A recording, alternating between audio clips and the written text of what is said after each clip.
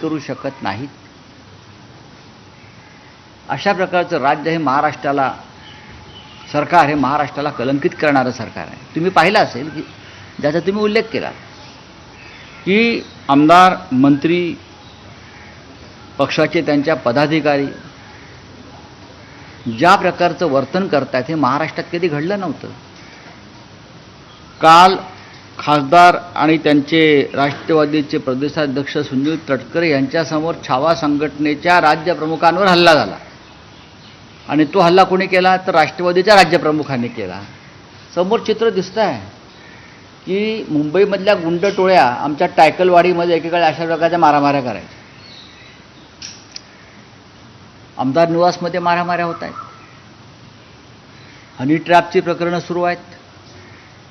म्हणजे राज्यात कोणता गुन्हा घडत नाही, मंत्र्यांच्या बारमधून बारबाला पकडल्या जात आहेत ना।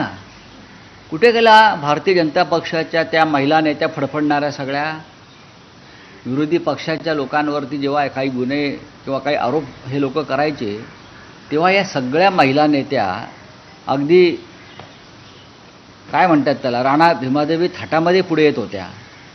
आज कुठे आहेत? मंत्र्याच्या बारमध्ये लेडीज बार महिला सापडल्या, बारबाला महिलांवरती अत्याचार वाढलेले आहेत, हनी ट्रॅपची प्रकरणं वाढलेली आहेत। 4 मंत्री फडणवीस खोटं बोलत आहेत, त्यांना माहिती आहे 4 मंत्री हनी ट्रॅपमध्ये अडकलेले आहेत। आज मी एक जे ट्विट केलं आहे त्याची सत्यता पडताळून पाहावी देवेंद्र फडणवीसांनी। आमचे जे खासदार फुटले, जे फडणवीसांनी फोडले असं म्हणतात किंवा अमित शहाने फोडले असे म्हणतात, त्याच्यामध्ये ईडी सीबीआय आहे, त्याच्याबरोबर 4 खासदारांना हनी ट्रॅपमध्ये अडकवलं।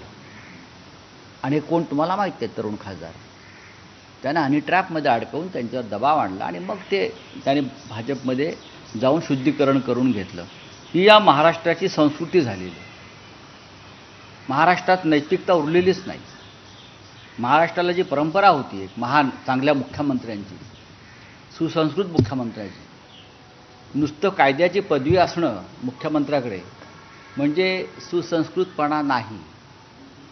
बरं, नाव फडणवीस असलं तरी पण अंतरंगात जो एक मनामध्ये संस्कार असावा लागतो तो दिसत नाही। हे राज्य रसातळाला जाताना दिसत आहे।